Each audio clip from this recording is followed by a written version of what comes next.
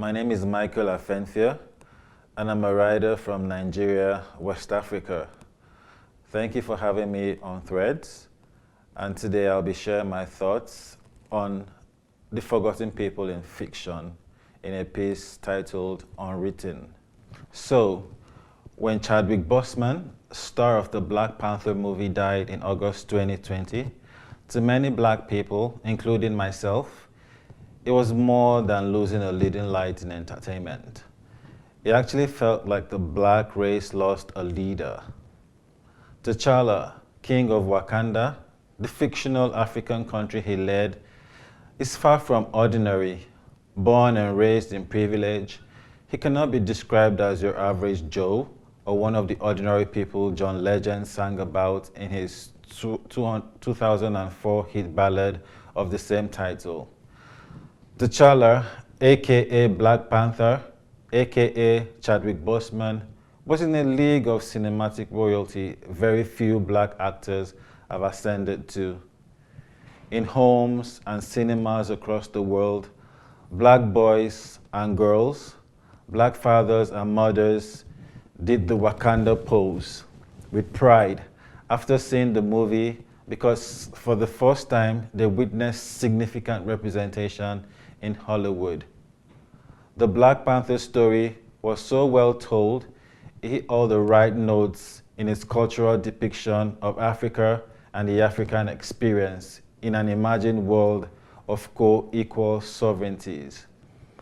I don't know about other black people, but every time I watch the Black Panther movie, and trust me, I've seen it many times, I feel seen. From the fashion, to the accent, to the dances, and the dynamism in leadership, it feels relatable. Relatable. Now, ever since the publication of my first book, When the Moon Caught Fire in 2010, one word has been used repeatedly to describe my writing. That word is relatable. The dictionary meaning of the word would be something like being able to show a connection to something, someone, or an experience. But of course, I knew that already. What I didn't know, however, was what I couldn't fathom at the time was exactly what people meant every time that word came up in reference to my writing style. That understanding started forming when my second book, A Street Called Lonely, was published a year later. I remember being woken up one morning by a call from an old friend. The moment I answered the phone, she says to me, "I know her." And I say back to her, "Know who?" And she says, "The lady you wrote about in your book, that commissioner in your book, I know her." At that point, she had my full attention.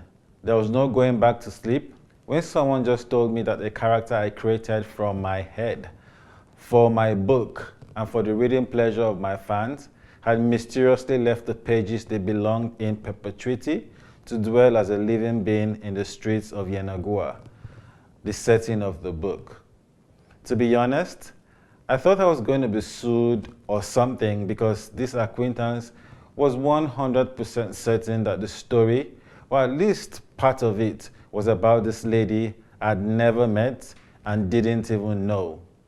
In the years to come, I would hear comments like that a lot. The word relatable kept coming up again and again. Some people were even convinced that some of the characters I created and wrote about were versions of me. The more people tried to see me, their friends, family members, church members, enemies, lovers, and neighbors in my novels, the more I understood what they meant when they described my books as relatable.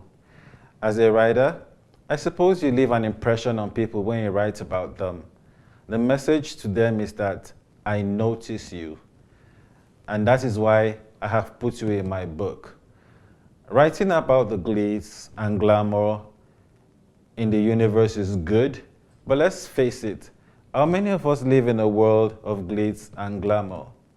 The vast majority of us would exist in the realm of humdrum, would be the social worker, newspaper vendor, cab driver, tailor, hairdresser, classroom teacher, housewife, butcher, or a mechanic like the character Ibinimi in my 2020 published novel, The Mechanics of Yenagoa.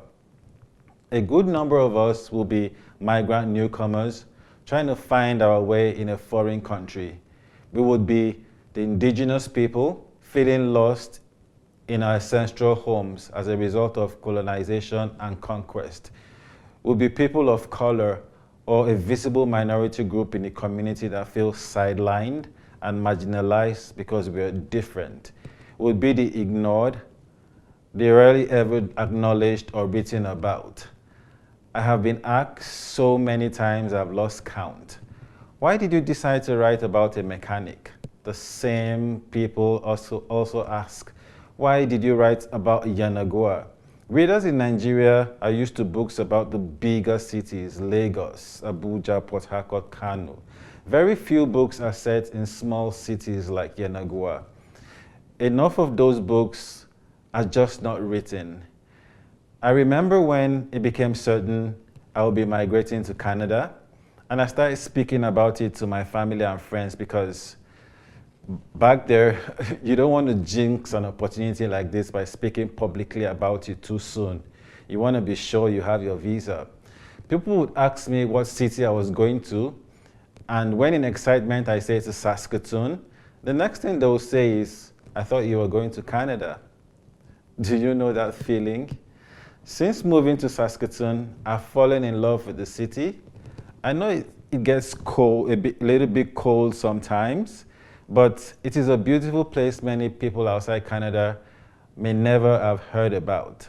Trying to explain the prairies, the lakes, and the winter to non-Canadians is like me trying to explain my experiences as an immigrant most times. When they don't get it, I feel small, forgotten, maybe even unseen. The lesser-known people, or the little people I call them sometimes, have stories too. They may be poor and in the shadow of the traditional protagonist, but they have their moments of spark.